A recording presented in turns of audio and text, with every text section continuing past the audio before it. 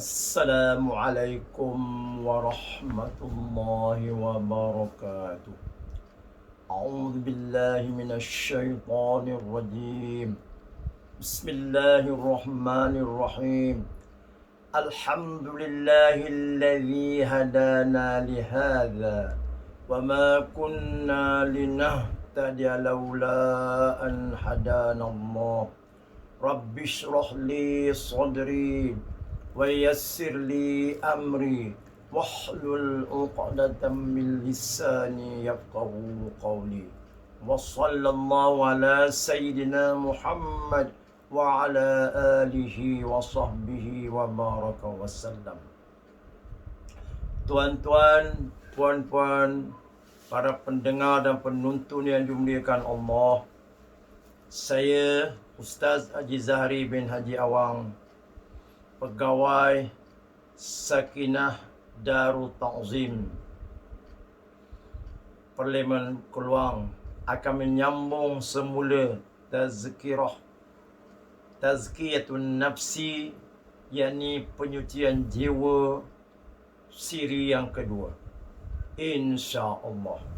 Mari kita sama-sama menghayati dan menginsafi tentang diri kita sendiri. Tuan-tuan dan puan-puan yang dimuliakan Allah, mengikut MKS modul Keluarga Sakinah modul yang ke-8, dalam penyucian jiwa ini kita terlebih dahulu mengenali nafsu yang ada pada diri kita. Mengikut MKS, manusia mempunyai 4 tingkatan nafsu.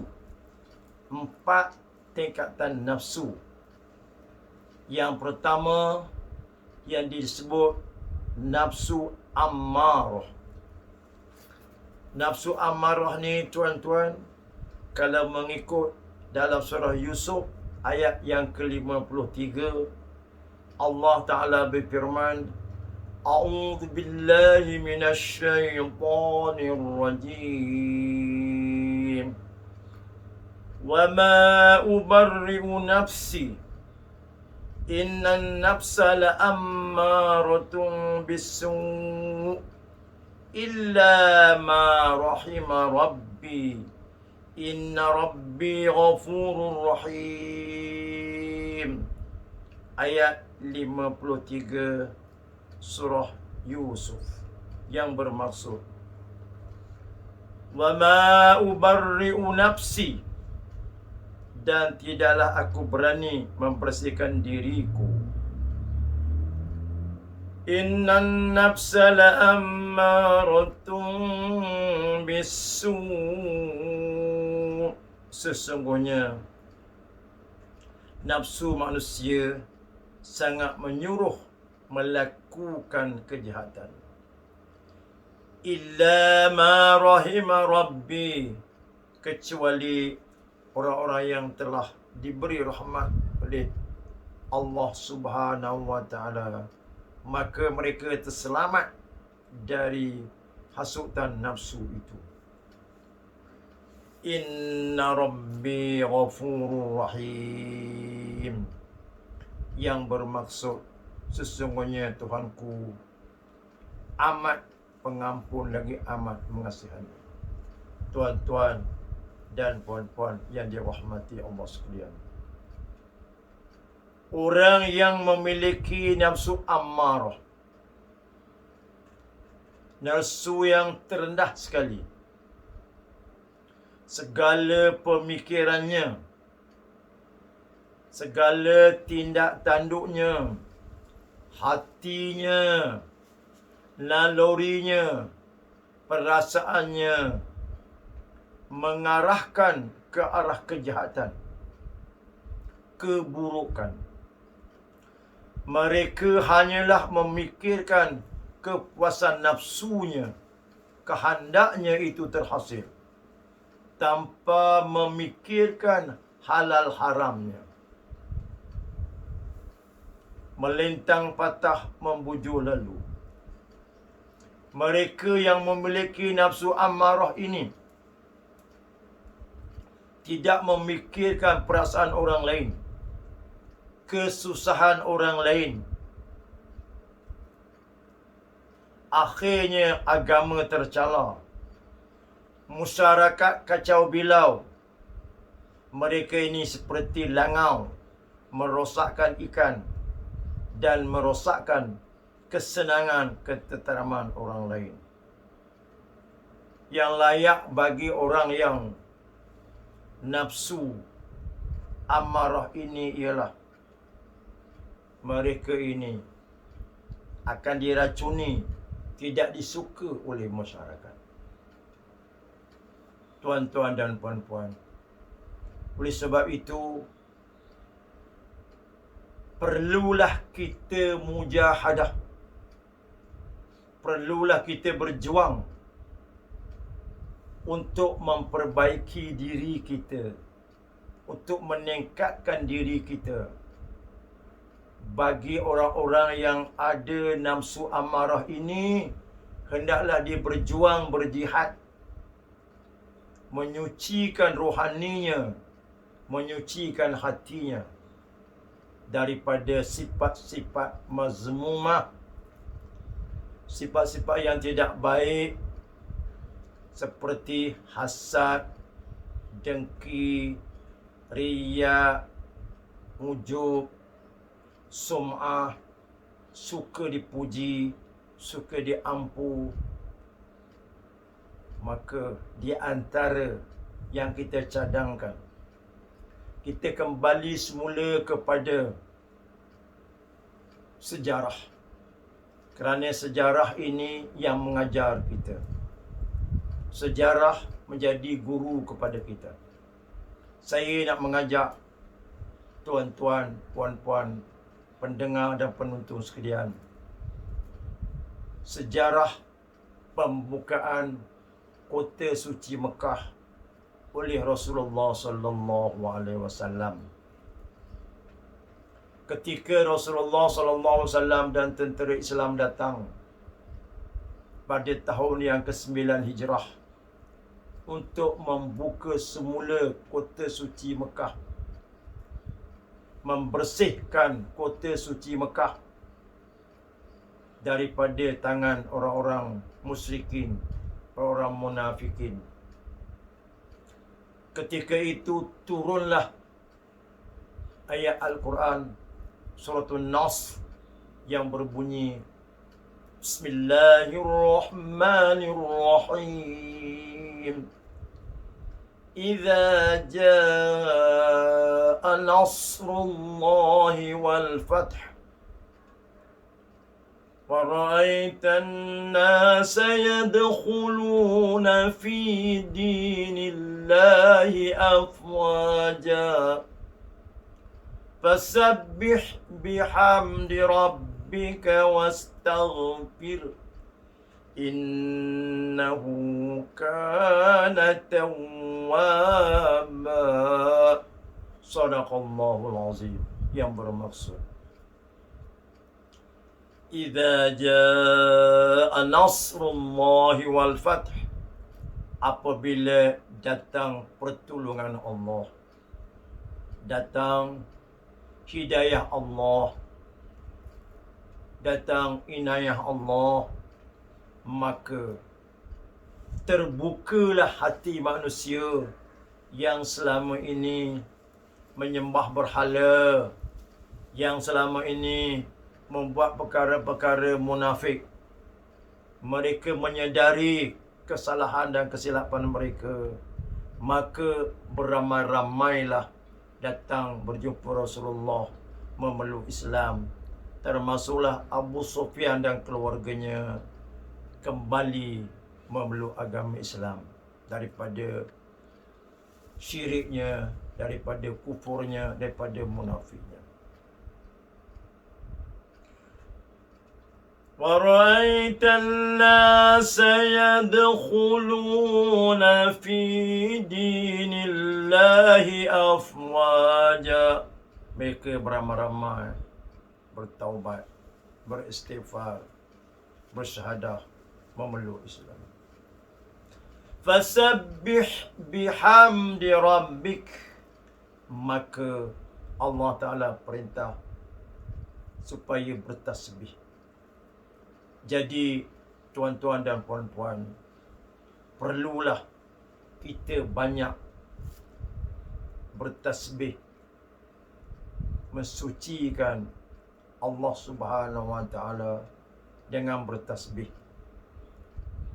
Subhanallah walhamdulillah wa la ilaha illallah wallahu akbar wa la hawla wa la quwwata illa billahil aliyyil azim.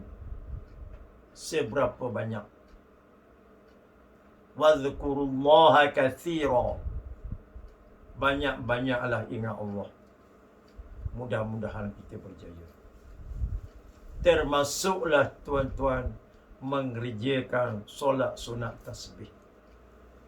Kerana solat sunat tasbih boleh mengampunkan dosa-dosa, sama ada dosa yang baru, dosa yang lama, dosa yang sengaja, yang tidak sengaja, yang terang, yang tersembunyi, dosa-dosa yang besar ataupun dosa yang kecil. Paling baik sekali tuan-tuan, setelah kita sembahyang sunat tasbih, bihamdi rabbik, dalam tasbih juga kita memuji Allah. Subhanallah walhamdulillah. Alhamdulillah itu ialah kita memuji Allah. Wa la ilaha illallah, kita banyak-banyak bertahlil. Subhanallah walhamdulillah wa la ilaha illallah wallahu akbar wa la hawla wa la quwwata illa billahil aliyyil azim. Adada khalqihi wa ridha nafsihi wa zinata arshihi wa midada kalimati. Kemudian setelah kita fasabbih bihamdi rabbika wastaghfir, kita dianjurkan juga beristighfar. Tiap-tiap hari kita beristighfar, tak kurang daripada 100 kali. Astaghfirullahal azim alladzi la ilaha illa huwal hayyul qayyum wa atubu ilaih. Dan yang paling baiknya, kita ikuti temu janji Allah dalam ayat 18 surah Az-Zariyat. Wa bil ashari hum yastaghfirun. Pada waktu sahur, iaitu kita bangun lebih kurang pukul 4 pagi. Setelah kita mandi, kita berwuduk, kita sembahyang sunat wuduk 2 rakaat, kita sembahyang tahajud, kemudian buatlah sembahyang taubat 2 rakaat. Kerana pada waktu itu, iaitu kita bangun pukul 4 pagi sebelum masuk sahur, itulah temu janji yang Allah sediakan untuk kita bertaubat kepadanya. Temu janji ini Allah sendiri yang menyebut. Yang Allah berfirman dalam surah Az-Zariyat ayat 18, wabil ashari hum yastaghfirun. Pada waktu sahur, iaitu sebelum masuk subuh, kita minta ampun, melakukan sembahyang sunat taubat 2 rakaat. Dan yang terbaiknya, pada rakaat yang pertama, selepas kita membaca Fatihah, bacalah ayat 135, 136 surah Ali Imran yang bermula dengan A'udzu billahi minasyaitonir rajim.